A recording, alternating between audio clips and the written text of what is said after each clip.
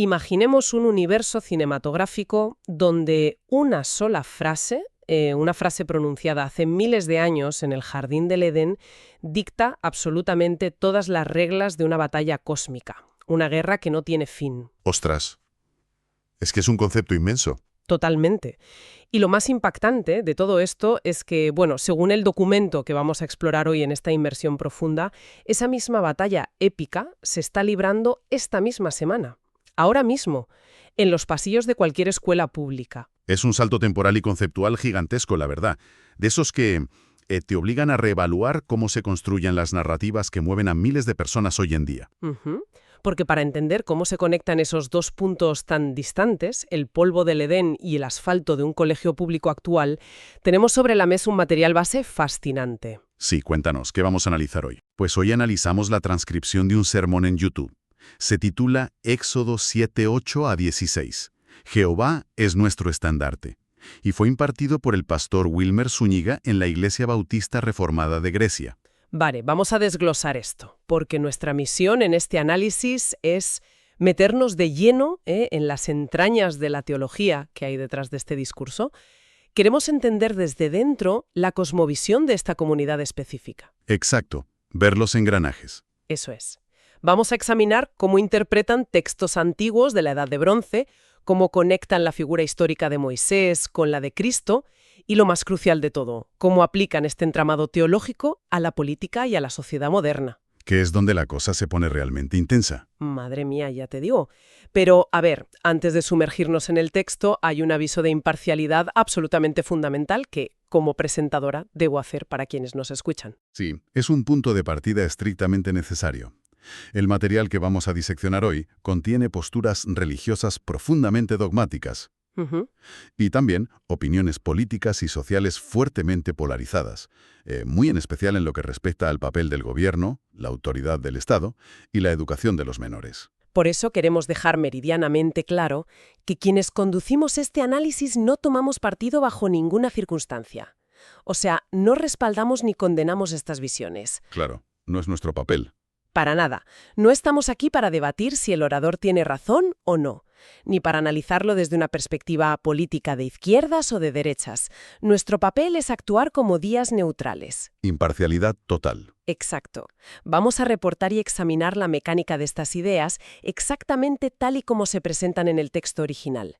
Queremos entender el engranaje, no juzgar la máquina. Y yo, como analista, estoy convencido de que comprendiendo el cómo y el porqué de este discurso, nos acercamos a la forma en que una parte muy significativa de la población estructura su realidad. Totalmente. Así que, bueno, con esa premisa clara sobre la mesa, podemos empezar por los cimientos de esta historia. Venga, vamos a ello. Para entender la batalla física que narra este texto del Éxodo, primero tenemos que entender las reglas del universo que el orador establece. Ujú. Y fíjate que él rastrea el origen de todo conflicto humano hasta el principio de los tiempos, específicamente a Génesis 3.15. Utiliza un término teológico muy concreto, lo llama el protoevangelio. Un término clave, sí. Según la tradición cristiana, se insinúa una promesa de salvación dentro de la Biblia, justo después de la caída del ser humano en el Edén. Y la forma en que el pastor utiliza ese concepto vertebra absolutamente toda su visión del mundo. Según el sermón, en ese preciso momento, Dios declara una enemistad perpetua entre lo que denomina la simiente de la serpiente y la simiente de la mujer. Dos bandos. Exacto. Solo dos. A partir de ese exacto milisegundo histórico, la humanidad queda dividida irrevocablemente en dos linajes únicos. Dos reinos en colisión, la luz y las tinieblas. O sea, un blanco y negro total. Sin matices.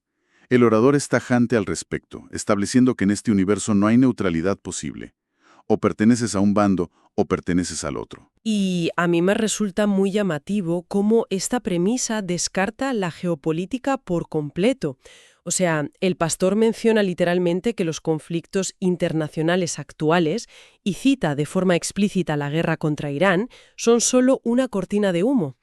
Una simple distracción. Claro, afirma que la verdadera guerra, la que debería abrir todos los telediarios del mundo, es esta guerra espiritual. Al leer esto, me vino a la mente la alegoría de la caverna de Platón. Ostras, es una analogía muy buena. Es que es como si el orador le estuviera diciendo a su congregación que las noticias de política internacional que leen por la mañana en el móvil son solo las sombras proyectadas en la pared, y que ellos, los creyentes, son los únicos que están viendo el fuego real que causa esas sombras. Ujú. Imagino que, bueno, si asumes esta postura, la forma en la que consumes la realidad diaria tiene que cambiar de forma radical. Es que cambia desde los cimientos, porque elimina lo que podríamos llamar la zona gris de la vida secular.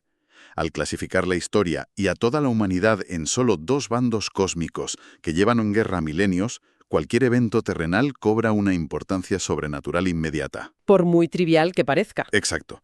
Bajo esta óptica, ya no ves las políticas públicas o las crisis económicas como fenómenos sociológicos complejos y llenos de matices.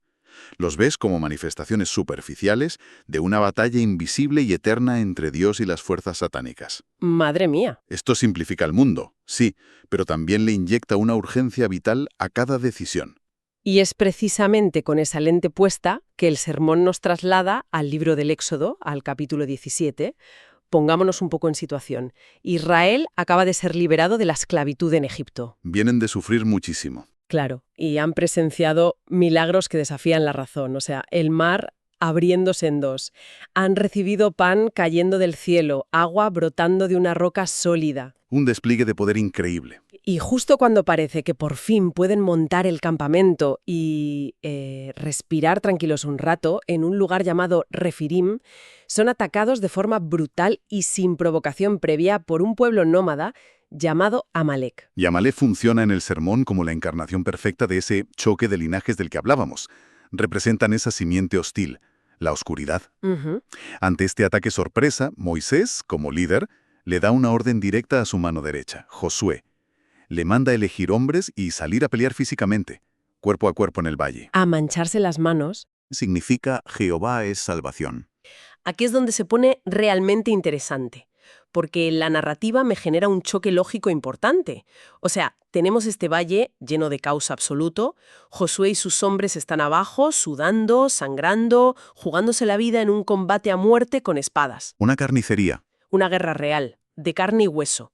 Pero la fuente nos dice que la verdadera razón de la victoria no recae en absoluto en el esfuerzo de esos soldados en el valle, sino arriba, en la tranquilidad relativa de la colina. Sí, esa es la paradoja central del relato. Mientras la batalla ocurre abajo, Moisés sube a la cumbre llevando la vara de Dios en su mano. Ujú. Esa vara, según la exposición del pastor, trasciende el ser un simple trozo de madera. Actúa casi como un personaje con peso propio que representa la autoridad divina, el juicio y la salvación. Vale. La dinámica que se establece entonces es asombrosa por su simplicidad. Si Moisés mantiene sus manos levantadas en actitud de intercesión hacia el cielo, Israel gana terreno en el valle. Pero claro, Moisés es humano. Exacto. Es un señor que ronda los 80 años. Si se cansa y baja los brazos por el peso, Amalek prevalece y los israelitas empiezan a morir abajo. Fíjate que esta tensión narrativa me plantea una duda enorme sobre la agencia humana. Tenemos a soldados derramando sangre, esforzándose al límite, pero el texto y la interpretación del orador le atribuyen el 100% del éxito a la postura física de un solo hombre en una montaña. Si todo el peso de la victoria depende del líder que está intercediendo arriba, da la sensación de que el mérito de Josué y sus tropas desaparece por completo. ¿Acaso no hace esto que el esfuerzo humano sea irrelevante en esta cosmovisión? Lo que está señalando es de hecho el motor teológico de todo el sermón. El pastor está delineando lo que se conoce como la teología de la gracia, dentro de la tradición reformada. Ah, vale. Esta teología busca, de manera sistemática y deliberada, despojar al ser humano de cualquier mérito o capacidad en su propia salvación. En este marco de pensamiento, el esfuerzo humano, las espadas chocando en el valle, es necesario únicamente porque es un mandato de obediencia. Pero no ganan la batalla por sí solos. Para nada. Es estructuralmente inútil por sí solo para asegurar la victoria. La lección que se extrae es que el ser humano está en una desventaja letal y solo puede sobrevivir si cuenta con un intercesor perfecto ante Dios. Y ese concepto explica por qué el sermón hace un puente temporal tan repentino hacia el Nuevo Testamento. Utiliza ese Moisés exhausto en la montaña como un contraste directo para presentar a Jesucristo. Es un contraste muy revelador. La historia bíblica cuenta que Moisés fallaba precisamente por su propia humanidad. Sus brazos pesaban tanto que Aarón y Hur tuvieron que sentarlo sobre una piedra y sostenerle los brazos. Literalmente uno a cada lado. Exacto, hasta que cayó el atardecer y Josué pudo finalmente deshacer a Amalek. Moisés necesitaba ayuda para no rendirse. Pero el orador traza una conexión cristológica afirmando que Cristo es el mediador inagotable. La imagen que pinta el pastor ahí es sumamente gráfica y muy poderosa. Subraya que, a diferencia de Moisés, Jesús extendió sus brazos de forma voluntaria en el madero de la cruz. Ujú. No necesitó que dos amigos se lo sostuvieran cuando le fallaron las fuerzas, porque permitió que se los sostuvieran con clavos. Y, según la narrativa, no se bajó de esa cruz ni claudicó en su intercesión. Y el sermón lleva esta idea más allá del evento histórico de la crucifixión. Citando textos como Hebreos 7:25 y la primera carta a Timoteo, el pastor afirma que Cristo resucitado está en este mismo momento en el cielo, operando como un intercesor incesante por su pueblo. O sea, que la batalla sigue. Totalmente. La premisa que se instala en la mente de la congregación es drástica. Sin ese mediador exacto, trabajando ininterrumpidamente, el ser humano pierde irremediablemente la batalla por su vida y su eternidad. Se elimina cualquier noción de un plan B. O de salvación por méritos propios, claro. Es una visión de dependencia absoluta casi vertiginosa. Ahora, uno pensaría lógicamente que tras semejante victoria milagrosa, el relato culminaría con un trapado de paz, ¿no? Una celebración o algo de tranquilidad. Sería lo lógico. Pues ocurre todo lo contrario. La historia termina con la promesa formal de una guerra perpetua, que va a exigir una lealtad extrema. Sí, porque tras la derrota de Amalek, Moisés construye un altar en ese mismo lugar y lo llama Jehová Nisi, que se traduce como Jehová es mi estandarte. Vale. El orador se detiene a explicar que, en el contexto militar de la antigüedad, un estandarte cumplía dos funciones vitales. Servía como punto visual de reunión para las tropas y, fundamentalmente, era una declaración de soberanía. Plantar la bandera, vaya. Al levantar ese estandarte estaban declarando abiertamente quién era el verdadero rey de ese territorio. El acto de construir ese altar me sugiere una analogía muy concreta.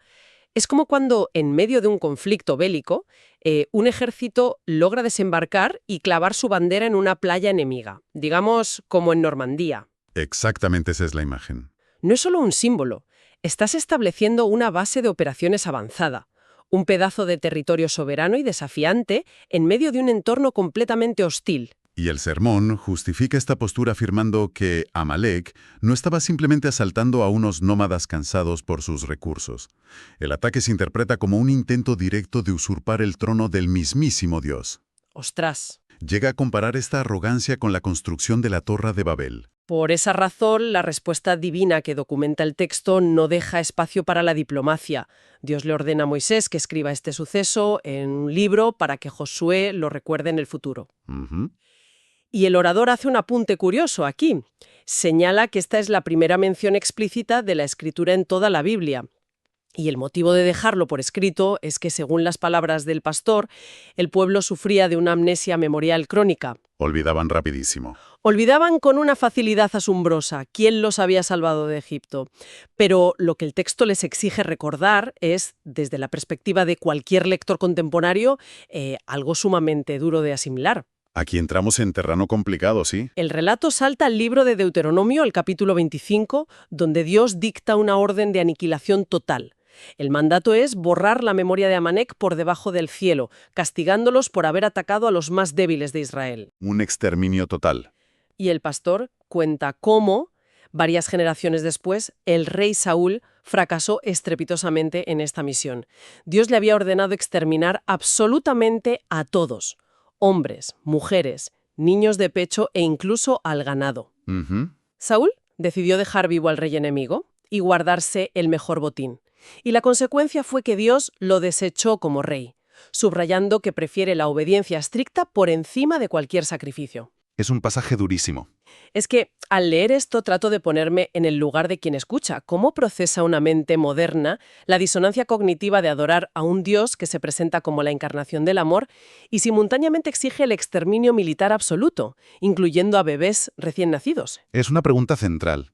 Imagino que tienen que transformar a Amalek en algo distinto, a seres humanos, para poder encajarlo, ¿no? Esa es la clave analítica para entender cómo operan estos textos hoy, sin emitir juicios de valor moral.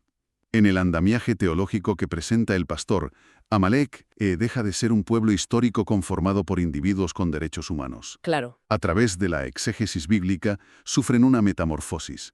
Se convierten en un arquetipo puro de la carnalidad y de la oposición perpetua contra el pueblo de Dios. Se convierte en una personificación abstracta del mal en sí mismo. De ese modo, la orden de aniquilación total no se interpreta en la congregación como una justificación para un genocidio moderno.